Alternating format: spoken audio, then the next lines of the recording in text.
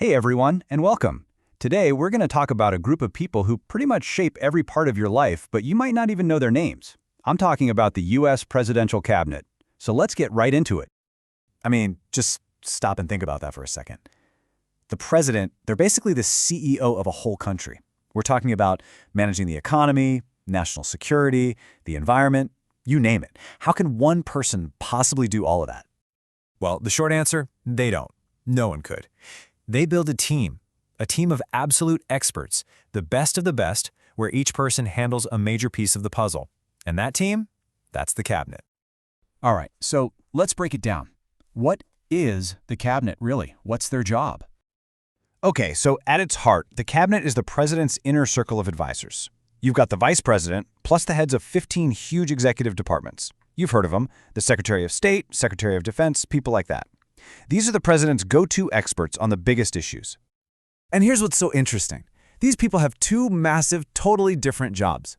On one hand, yeah, they're advisors. They're in the Situation Room at the president during a crisis. But then, they leave that room and go back to their other job, running these gigantic government departments. We're talking thousands of employees, budgets in the billions, all to actually make the president's policies happen on the ground.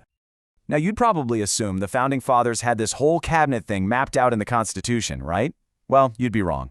The truth is, the cabinet was kind of an accident. It wasn't really planned. It just happened because it had to. Believe it or not, the word cabinet isn't in the Constitution. Not once. The closest thing is this little line in Article 2, which basically says the president can ask the heads of departments for their opinions in writing. That's it. It was actually George Washington who said, you know what, forget the letters, let's all just meet and talk. And boom, that's how the modern cabinet meeting was born. And this is so cool because you can literally see the history of the country just by looking at how the cabinet grew. It started with just 4 departments, but then as America changed, the cabinet changed with it. When the country expanded west, boom, Department of the Interior. The industrial age brings labor issues, bam, Department of Labor. And after 9/11, tragically, we got the Department of Homeland Security. It's like a living timeline of America's challenges. So, you want one of these jobs? Good luck.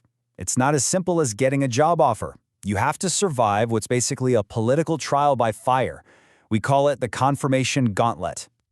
And this whole process is a fantastic example of checks and balances in action. Here's how it works. Step 1, the president picks their person.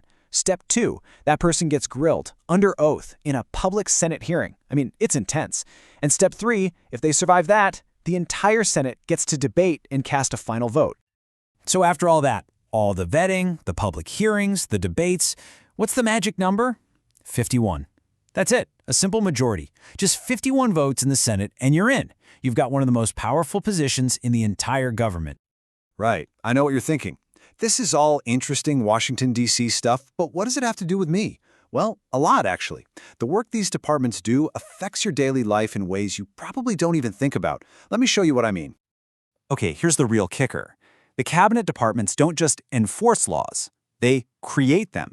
Not the big laws from Congress, but thousands upon thousands of specific rules and regulations that have the exact same power as a law. They're the ones writing the nitty-gritty details on everything from how clean your food has to be to the safety rules on the airplane you fly on. So, here's the basic process. Congress will pass a really broad law, or the president will give an order.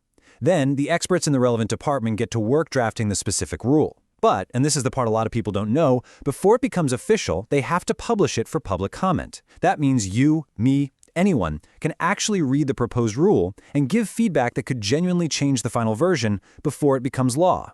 It's a pretty powerful tool. And you can see this everywhere. Ever get a passport? Thank the Department of State. Pay your taxes? Well, you can thank the Treasury's IRS for that. Love visiting national parks? That's the Department of the Interior. And all those rules you have to follow at the airport? That's the Department of Transportation. See? Their fingerprints are all over our daily lives. So, where do we go from here? Well, the cabinet isn't some dusty old institution. Right now, it's the very place where the huge debates about America's future are being fought. And a lot of it boils down to this one constant tug of war. What's more important in a cabinet secretary? Should it be pure, unbiased expertise in their field? Or should it be unshakable loyalty to the president and their agenda? It's a tough question, and honestly, there's no right answer. Every single president has to figure out where they stand on that. And you can already see the next evolution happening. Think about the huge challenges we face today. Massive cybersecurity threats. Who handles that? Global climate change. Who's in charge of that policy? And the big one, artificial intelligence. Who's going to write the rules for AI? Answering these questions might literally create the next cabinet departments of the future. So that brings us right back to the beginning. The cabinet wasn't some grand design. It was an adaptation. It grew and changed for over 2 centuries because the country needed it to. So the real question for us today isn't if the cabinet will change again, it's how. How will it evolve to handle the massive, unprecedented challenges that are right around the corner?